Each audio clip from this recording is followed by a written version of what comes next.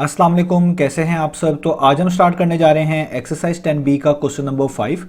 तो मेरे पास ये बुक 2 है जिसको हम D2 भी बोलते हैं और उसका ये अपडेटेड 7th एडिशन यानी न्यू एडिशन मेरे पास मौजूद है।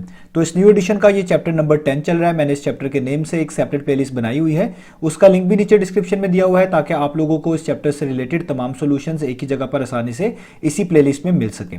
इसके अलावा आपको डिस्क्रिप्शन में मेरे सोशल अकाउंट्स के लिंक यानी मेरी फेसबुक प्रोफाइल और मेरी इंस्टाग्राम प्रोफाइल का लिंक भी मिल जाएगा। आप इन्हीं अकाउंट्स के थ्रू अपने क्वेश्चंस को, सजेशंस को मुझ तक भी पहुंचा सकते हैं। तो आइए स्टार्ट कर लेते हैं हम क्वेश्चन नंबर 5 को।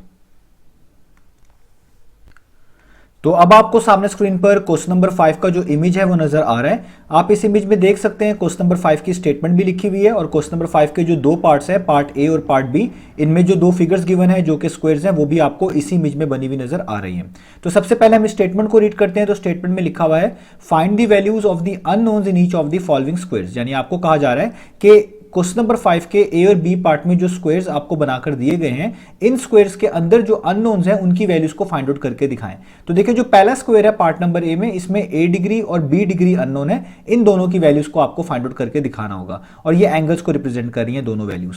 इसी तरीके से बी पार्ट में भी देखें, आपके पास एक ए डिग्री है, जस्ट यही एक अननोन है, तो बी पार्ट में जस्ट इसी ए डिग्री की वैल्यू आपने फाइंड आउट करके दिखानी है। तो आइए स्टार्ट कर लेते हैं पार्ट नंबर ए से। क्योंकि ये स्क्वायर है तो आपको यहां पर स्क्वायर की प्रॉपर्टीज भी यूज करनी पड़ेंगी। इसके अलावा भी डिफरेंट प्रॉपर्टीज आपको यूज करनी पड़ सकती हैं जो कि आपको हेल्प करेंगी ए डिग्री और बी डिग्री की वैल्यू को फाइंड आउट करने में।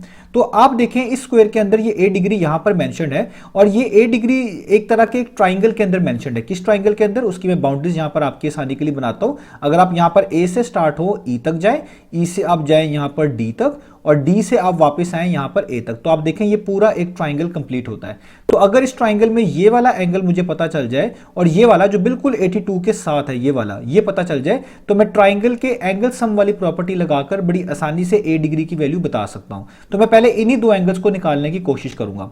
तो आप देखें ये ए एक वर्टेक्स है, इसको हम वर्टेक्स बोलते हैं क्योंकि यहां पर आप देखें इस स्क्वायर की दो साइड्स आपस में आके मीट कर रही हैं, तो इसको हम एक वर्टेक्स बोलेंगे। सी भी एक वर्टेक्स है। तो जब भी हम दो ऑपोजिट वर्टेक्सेस को मिलाते हैं तो वो एक डायगोनल बनता है। तो ये ए से लेकर सी तक एक आपके पास जो लाइन सेगमेंट है ये डायगोनल को रिप्रेजेंट कर रही है।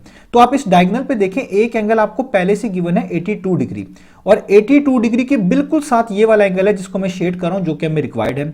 और इन दोनों एंगल्स को अगर आप नोटिस करें, ये कॉमन पॉइंट जिसका नाम ई वर्टस रखा गया या ई रखा गया उसके साथ कनेक्टेड है और इन दोनों एंगल्स के दरमियान एक स्ट्रेट लाइन ये यहां तक जा रही है डी तक। तो ऐसे एंगल जो स्ट्रेट लाइन के ऊपर मौजूद हो और उन एंगल्स के दरमियान एक कॉमन साइड या कॉमन लाइन मौजूद हो, जिस तरह यहां पर ई डी मौजूद है और वो दोनों के दोनों एंगल्स सेम पॉइंट के साथ कनेक्टेड हो, ऐसे एंगल्स को बोलते हैं adjacent angles on a straight line. यानी ये 82 डिग्री और ये वाला एंगल जो भी हमने फाइंड आउट करना है, ये वाला एंगल, ये दोनों आपस में एडजेसेंट एंगल्स हैं और एडजेसेंट एंगल्स जो होते हैं स्ट्रेट लाइन के ऊपर, इनका सम हमेशा 180 के इक्वल आता है। तो इसका मतलब आप इस वाले एंगल को जो आपने शेड किया हुआ है और 82 को सम करके 180 के इक्वल रख सकते हैं क्योंकि ये एक स्ट्रेट लाइन के ऊपर आ रहे हैं, कॉमन पॉइंट ई से दोनों कनेक्टेड है और इन दोनों के दरमियान एक कॉमन साइड भी है और एक साथ साथ है। तो इन्हीं को हम adjacent angles on a straight line बोलते हैं। अब मैं इस एंगल का नाम रख लेता हूं। इस एंगल को आप क्या पढ़ेंगे, ए ई डी, यानी ए और डी के दरमियान ई पे बनने वाला एंगल। तो आप यहां पे लिखेंगे कि ए ई डी और ई पे आप हेड डालेंगे जिसका मतलब है इससे मुराद एंगल है। तो ए ई डी और ये 82 डिग्री अगर आप ऐड कर लें क्योंकि ये एडजेसेंट एंगल्स हैं और स्ट्रेट लाइन के ऊपर हैं, तो इनका सम लाजमी किसके इक्वल आएगा, 180 डिग्री के इक्वल आएगा। तो आप इनको सम करके 180 डिग्री के इक्वल रख सकते हैं। आगे आपने ये प्रॉपर्टी भी मेंशन करनी है, तो इस प्रॉपर्टी का नाम है एडजेसेंट। ये एडजेसेंट को हम शॉर्ट फॉर्म में लिखते हैं एंगल्स, ये एंगल्स की शॉर्ट फॉर्म है। ऑन आ स्ट्रेट, स्ट्रेट को हम शॉर्ट फॉर्म में लिखेंगे STR डॉट और आगे लाइन। तो ये आपने इस प्रॉपर्टी को भी आगे लाजमी मेंशन कर देना है। अब आप देखें आप इस AED को निकालें तो 82 डिग्री आप देखें यहां पर ऐड हो रहा है। जब आप इसको इक्वेशन के दूसरी तरफ मूव करेंगे तो ये सब्ट्रैक्ट होगा, यानी आपके पास यहां पर आएगा AED और 82 डिग्री यहां पर जो ऐड हो रहा था वहां जाकर सब्ट्रैक्ट हो जाएगा 180 डिग्री में से। तो यहां पे लिखना पड़ेगा 180 डिग्री माइनस 82 डिग्री। अब 180 में से 82 डिग्री माइनस कर दें तो आपके पास AED की वैल्यू आ जाती है। तो AED की वैल्यू कितनी आती है, वो आती है 180 माइनस 82 होता है 98 डिग्री। तो यहां पर आपके पास AED आपको पता चल गया और वो कितना पता चल गया, 98 डिग्री। मैं यहाँ पे लिख भी देता हूँ, इस एरो को यहाँ पे मिटा देता हूँ ताकि थोड़ी सी जगह बन जाए 98 डिग्री को लिखने के लिए। तो यहाँ पर मैंने लिख दिया, आप देखें 98 डिग्री, ये मुझे पता चल गया। अब जस्ट मुझे ये वाला एंगल चाहिए, ये वाला जिसको मैंने भी शेड किया, तो ये मुझे किस तरह मिलेगा, ये स्क्वायर की प्रॉपर्टी से मिलेगा। आपको ये पता होना चाहिए कि जो स्क्वायर होता है इसमें जो ये डायगोनल्स होते हैं ये इंटीरियर एंगल्स को बाइसेक्ट कर रहे होते हैं। बाइसेक्ट करने का क्या मतलब होता है, एक एंगल के दो इक्वल हाफ्स में तब्दील कर देना, कन्वर्ट कर देना। तो आप देखें ये ए से लेके सी तक जो लाइन है जो कि ऑपोजिट वर्टेक्स को मिला रही है ये डायगोनल है। इसका मतलब कि जितना एंगल यहां पर है जो मैंने पहले से शेड किया है उतना ही एंगल यहां पर भी होगा, क्योंकि इंटीरियर एंगल्स जो होते हैं वो आपस में एक दूसरे को बाइसेक्ट करते हैं। डायगोनल्स के स्क्वायर के डायगोनल्स जो होते हैं वो इंटीरियर एंगल्स को बाइसेक्ट करते हैं। तो हम यहां पर ये लिखेंगे ये वाला एंगल जो हमने फाइंड आउट करना है, इसको आप किस तरह पढ़ेंगे, आप इसको इस तरह पढ़ सकते हैं DAC, यानी D और C के दरमियान A पे बनने वाला एंगल। तो आप यहां पे लिखेंगे as it is a square, क्योंकि ये एक स्क्वायर है, as it is a square, ये एक स्क्वायर है। इस स्क्वायर को आप जो है इसके वर्टिसेस के मुताबिक लिख भी सकते हैं। जैसे यहाँ पे एक वर्टेक्स A है, ये वर्टेक्स B है, ये C है और D है, चार वर्टेक्स हैं। तो आप लिखोगे as it is a square ABCD, ये इसका नाम भी हमने रख दिया। तो स्क्वायर के अंदर जो डायगोनल्स होते हैं वो इंटीरियर एंगल्स को बाइसेक्ट करते हैं। इसका मतलब ये वाला एंगल जो यहाँ पर अंदर ट्राइंगल के अंदर बन रहा है, जिसमें मैंने यहाँ पे एरोहेड भी लगाया हुआ है, DAC, यानी D और C के दरमियान A पे बनने वाला एंगल, ये जो है ये इक्वल होगा DAC, ये इक्वल होगा किसके, CAB, यानी C और B के दरमियान A पे बनने वाला एंगल, ये वाला, इससे मुराद ली जा रही है ये वाला एंगल, यानी CAB, यानी C और B के दरमियान A पे बनने वाला एंगल, इसके एंगल के, तो आप लिखेंगे CAB।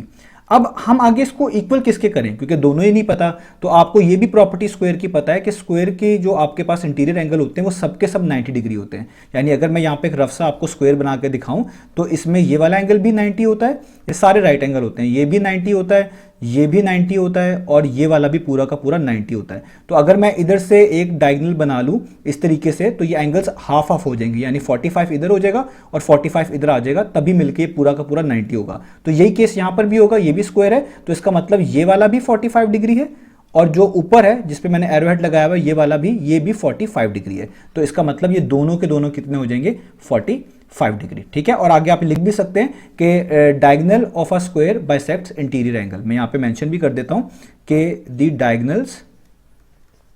Diagonal of a square always bisect the interior angles, always bisect interior angles. Bisect का मतलब होता है दो इक्वल हाफ्स में तब्दील कर देना, दो इक्वल हाफ्स कर देना। तो देखिए 90 डिग्री के दो इक्वल हाफ्स क्या होते हैं, 45 डिग्री और 45 डिग्री, तो इसलिए मैंने यहाँ पर 45 लिख दिया। अब आप देखें बड़ा आसान हो गया। अब आप इस ट्राइंगल को देखें, इस ट्राइंगल को आप AED भी पढ़ सकते हैं, ADE भी पढ़ सकते हैं, इसमें कोई भी इशू नहीं है, आप किस तरह भी पढ़ लें। तो मैं इसको ADE पढ़ रहा हूँ। तो ADE ट्राइंगल में आपको दो एंगल्स पता चल गए, एक 98 है, एक 45 है और A डिग्री की वैल्यू आपने निकालनी। तो किसी भी ट्राइंगल में दो एंगल्स पता हो, जो मिसिंग वन हो उसको निकालना हो, तो हम वहाँ पे एंगल सम वाली प्रॉपर्टी यूज करते हैं, यानी उन तमाम एंगल्स को सम करके 180 के इक्वल रख देते हैं और उससे उसको निकाल लेते हैं। तो यहाँ पर भी हम यूँ ही करेंगे कि A डिग्री को 45 को 98 को सम करेंगे। तो हम यहाँ पे लिखेंगे A डिग्री, आप किसी को भी पहले और बाद में लिख सकते हैं, प्लस 45 डिग्री प्लस हमारे पास जो तीसरा एंगल था वो कौन सा था, वो था 98 डिग्री। इन तीनों को सम करके आप किसके इक्वल रख देंगे, 180 डिग्री के। और आगे इस प्रॉपर्टी को मेंशन करेंगे, एंगल सम ऑफ ट्राइंगल। इस ट्राइंगल को वर्टिसेस के लिहाज से पढ़ लें तो आप इसको AED भी लिख सकते हैं और ADE भी लिख सकते हैं, दोनों तरीकों से लिखा जा सकता है, आप कुछ भी लिख लीजिएगा। तो यहाँ पे मैं इसको लिख रहा हूँ ADE, आप AED भी लिख सकते हैं, याद रखिएगा। तो अब हम यहाँ पर आगे इसको करते हैं। तो यहाँ देखें A डिग्री वैसे का वैसे ही रहेगा, 45 में 98 आपने ऐड कर देना है, तो 45 प्लस 98 कितना होता है, वो होता है 143 डिग्री और यहाँ पे इक्वल टू 180। याद रखिएगा ये एंगल सम की प्रॉपर्टी है कि ट्राइंगल्स के तमाम एंगल का सम हमेशा 180 डिग्री के इक्वल आता है। अब यहाँ पर इसको आगे सॉल्व कर लें, ये 143 डिग्री यहाँ पर ऐड हो रहा है। जब आप इसको इक्वलिटी साइन के दूसरी तरफ मूव करेंगे तो ये 180 में से क्या होगा, सब्ट्रैक्ट, यानी आपको 180 में से सब्ट्रैक्ट करना पड़ेगा।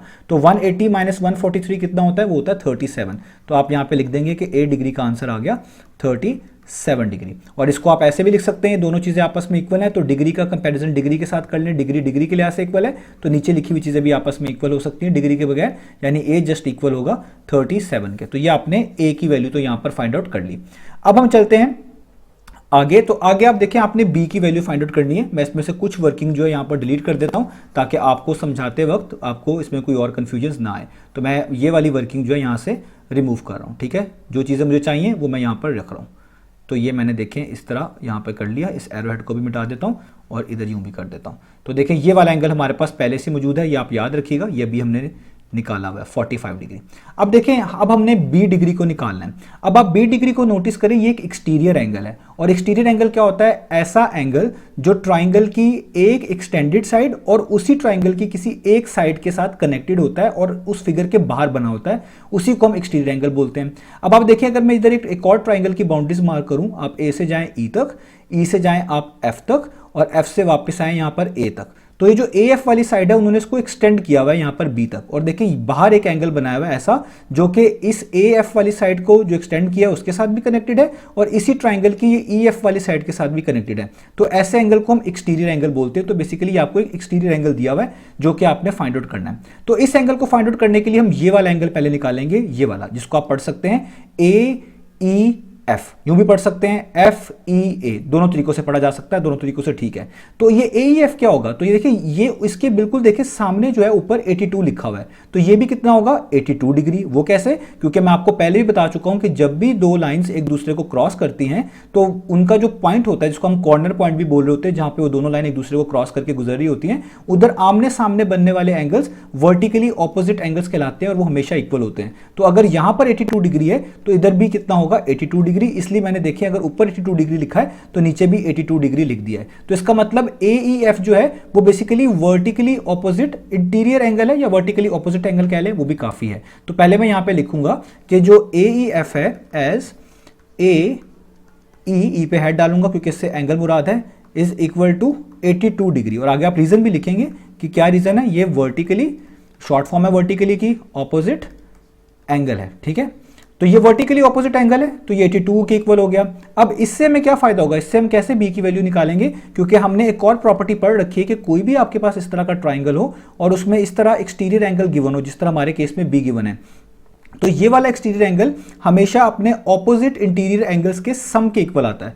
तो ये जो बी डिग्री है ये एक्सटीरियर एंगल है और ये भी इक्वल होगा अपने ऑपोजिट इंटीरियर एंगल्स के सम के। तो इंटीरियर एंगल्स कौन से इस ट्राइंगल के? एक 82 और 45, और ये दोनों इस बी डिग्री के ऑपोजिट है, यानी इसके सामने है। तो बी डिग्री इक्वल होना चाहिए 82 और 45 डिग्री के सम के।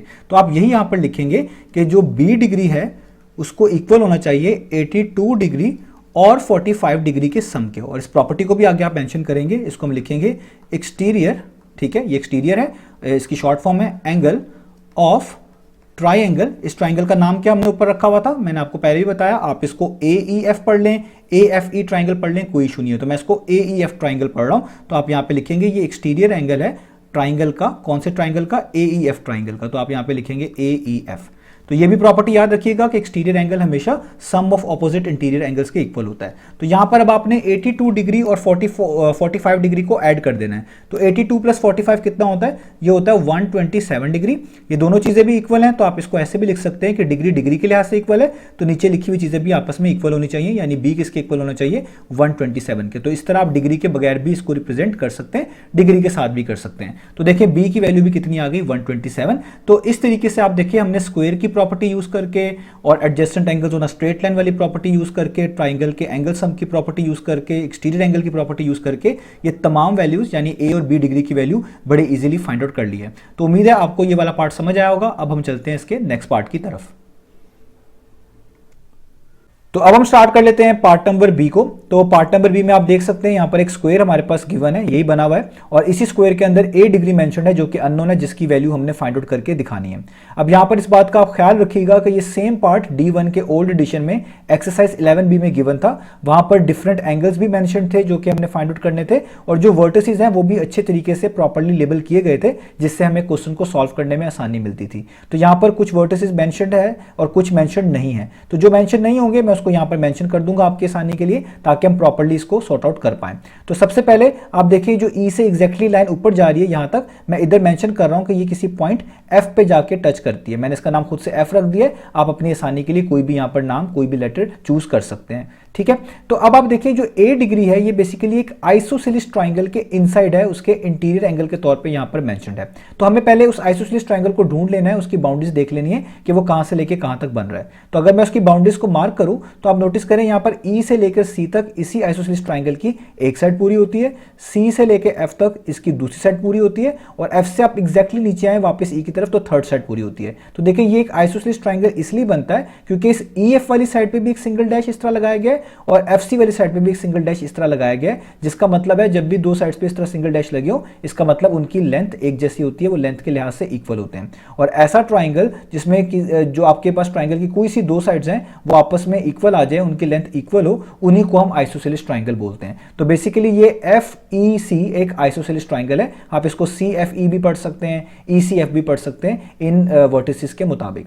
तो ये एक आइसोसेलेस ट्राइंगल है, और आइसोसेलेस ट्राइंगल में सिर्फ दो साइड्स ही इक्वल नहीं होती बल्कि उनके बेस एंगल भी इक्वल होते हैं। बेस एंगल वो होते हैं जो बेस के साथ कनेक्टेड होते हैं, बेस के साथ बन रहे होते हैं। जैसे देखिए इस ट्राइंगल की बेस ईसी है, तो इस बेस के लिहाज से एक एंगल ये ए डिग्री है, ये भी बेस एंगल है, और ये दूसरा एंगल है जो कि गिवन नहीं है ये भी बेस एंगल है। तो ये दोनों इक्वल होंगे। अगर ये ए डिग्री है तो आप इसको खुद से लिख सकते हैं कि ये भी कितना होगा, ए डिग्री ही होगा। अब ये सारी बातें हमने यहाँ पर मेंशन करनी है अपनी थ्योरी के तौर पे, अपने सोल्यूशन के तौर पे। तो हम सबसे पहले यहाँ पे इस आइसोसेलेस ट्राइंगल का जिक्र कर लेते हैं। आप इसको एफ ई सी पढ़ लें, सी एफ ई ट्राइंगल पढ़ लें, किसी तरह भी पढ़ सकते हैं। तो पहले मैं इसको लिख लेता हूं as F E C is an isosceles triangle, is an isosceles triangle. क्योंकि ये एक आइसोसेलेस ट्राइंगल है तो इसमें क्या होगा, इसमें सारी ट्राइंगल की आइसोसेलेस ट्राइंगल की प्रॉपर्टी होंगी। आइसोसेलेस ट्राइंगल की प्रॉपर्टी क्या होती है कि इसमें दो साइड्स भी इक्वल होते हैं और बेस एंगल भी इक्वल होते हैं। तो ये भी आप मेंशन करेंगे। तो कौन सी दो साइड्स इक्वल है इसकी, ई एफ और एफ सी, क्योंकि इन्हीं दो पे सिंगल सिंगल डैशेस लगे हुए थे। तो आप लिखेंगे, इससे पता चला कि ई एफ और एफ सी भी आपस में इक्वल होंगे एंड, और इसके साथ साथ बेस एंगल भी इक्वल होंगे। अब बेस एंगल को आप किस तरह यहां पर मेंशन करेंगे, देखिए एक तो ये वाला ए है जो पहले से गिवन था, और ये एफ और सी के दरमियान ई पे बन रहा है। तो आप इसको पढ़ सकते हैं एफ ई सी। तो आप कहेंगे एफ ई सी जो है, ई पे हैट लगाएंगे क्योंकि इससे मुराद एंगल है, ये इक्वल होगा इस वाले ए के जो मैंने खुद से लिखा था, क्योंकि बेस एंगल है दोनों, तो दोनों इक्वल होंगे। तो इसको आप पढ़ेंगे एफ सी ई, क्योंकि ये एफ और ई के दरमियान सी पे बन रहा है। तो आप यहां पे लिख देंगे ये इक्वल है एफ सी ई के। और अगर एफ ई सी जो है ए था तो फिर एफ सी ई भी क्या होगा, ए, यानी दोनों ही दोनों क्या होंगे, ए डिग्री ही। तो ये मैंने यहां पर इधर ए डिग्री पहले भी लिख दिया था, यहां पर मैंने इसकी रीजनिंग भी कोट कर ली। अब यहां तक तो हमने चीजें मैनेज कर ली। अब हम आगे कैसा करेंगे, आगे हम किस तरह इन चीजों को मैनेज करेंगे, उसके लिए मैं यहां पर थोड़ी सी वर्किंग जो है वो ये एरोज हटा देता हूं, ताकि जब मैं आगे चीजों को लिख रहा हूं तो मेरे लिए लिखना आसान रहे। अब आपने ये करना है कि हमने यहां पर स्क्वायर की डायगोनल वाली प्रॉपर्टी यूज करनी है, क्योंकि स्क्वायर के अंदर जो डायगोनल्स होते हैं वो इंटीरियर एंगल्स को बाइसेक्ट कर रहे होते हैं। बाइसेक्ट का मतलब उनका हाफ ऑफ कर देते हैं। हम उसी प्रॉपर्टी का यूज करके बड़ी आसानी से इस ए की वैल्यू यहां पर निकाल सकते हैं। तो उसके लिए मैं यहां पर इस डायगोनल को कंप्लीट करना पड़ेगा। आप देखेंगे ई से लेके सी तक यहां पर हमारे पास ये लेंथ गिवन है। अगर आप इसकी इसी लेंथ को, इसी आप साइड को कह लें, थोड़ा एक्सटेंड कर लें इस तरीके से कि ये एक डायगोनल जैसी दिखे। तो देखिए मैंने इसको डॉटेड लाइन से ए तक बना दिया। अब ये पूरा एक डायगोनल है, और डायगोनल बोलते हैं जब भी किसी फिगर के दो ऑपोजिट वर्टिसेस को आपस में मिलाया जाता है किसी लाइन के जरिए, उस लाइन को डायगोनल बोलते हैं। तो ये पूरी की पूरी लाइन ए से लेकर सी तक जिसमें डॉटेड हिस्सा भी शामिल है, ये एक डायगोनल बन गया। तो आप इसको लिखेंगे ये क्या है, एक डायगोनल। ठीक है। अब डायगोनल वाली प्रॉपर्टी अब आपको पता होनी चाहिए, वो ये होती है कि किसी भी स्क्वायर के अंदर जो डायगोनल होता है वो उसके इंटीरियर एंगल्स को बाइसेक्ट कर देता है। तो आप पहले यहां पर मेंशन करें कि ये एक स्क्वायर है और इसमें जो डायगोनल है वो इंटीरियर एंगल्स को बाइसेक्ट करता है, और फिर यहां पर बाकी चीजें करें। तो हम यहां पर लिखेंगे एज, स्क्वायर का नाम है ए बी सी डी, इसके वर्टिसेस के मुताबिक आप लिखेंगे as A B C D is a square, क्योंकि ये एक स्क्वायर है, एंड द डायगोनल्स, ये भी साथ मेंशन करें, and the diagonals of a square always bisect interior angle. ये आपने लाजमी मेंशन करना है, always bisect interior angles. Bisect करने का मतलब होता है हाफ ऑफ कर देना। तो अगर ये प्रॉपर्टी इसमें होल्ड करती है तो क्या आपको लिखना चाहिए, अब देखिए इंटीरियर एंगल कौन से हैं और डायगोनल कौन से, इसको ध्यान से देखिएगा। तो ये ए सी डायगोनल है, तो ये जो ए डिग्री लिखा हुआ है ये बेसिकली इंटीरियर एंगल है, और ये बाइसेक्ट हुआ हुआ है क्योंकि हाफ ये इधर है, इतना ही हाफ इधर भी होगा। तो अगर ये ए है तो इस प्रॉपर्टी के मुताबिक ये भी ए होगा, इसको कहते हैं हाफ ऑफ हो जाना। तो अब आप इसको मेंशन करेंगे यहां पर, इस एंगल को कैसे मेंशन करेंगे, ये वाला ए जो है, तो आप इसको मेंशन करेंगे, ये पढ़ा जाएगा डी सी ए, यानी डी और ए के दरमियान सी पे बनने वाला एंगल। तो आप यहाँ पे लिखेंगे कि जो डी सी ए है वो बेसिकली इक्वल होगा किसके, इस वाले दूसरे वाले हाफ के। इस हाफ को आप किस तरह पढ़ेंगे, बी सी ए, यानी बी और ए के दरमियान सी पे बनने वाला एंगल, तो इसको लिखेंगे बी सी ए। अब क्योंकि डी सी ए खुद से आपको यहां पर बताया हुआ है वो ए है, मैंने ऊपर उसको एक्सप्लेन भी कर दिया था, तो इसका मतलब बी सी ए भी कितना होगा, ए डिग्री होगा।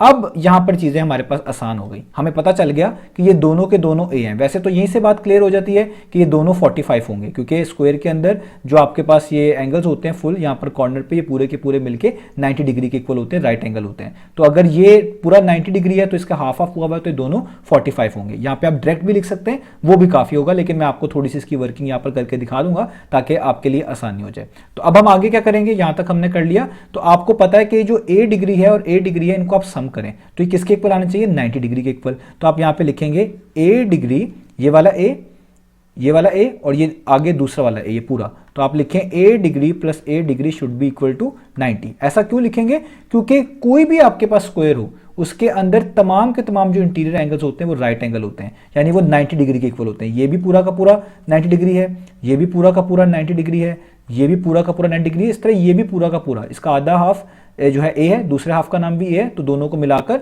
हाफ और हाफ ए पूरे 90 के इक्वल आने चाहिए।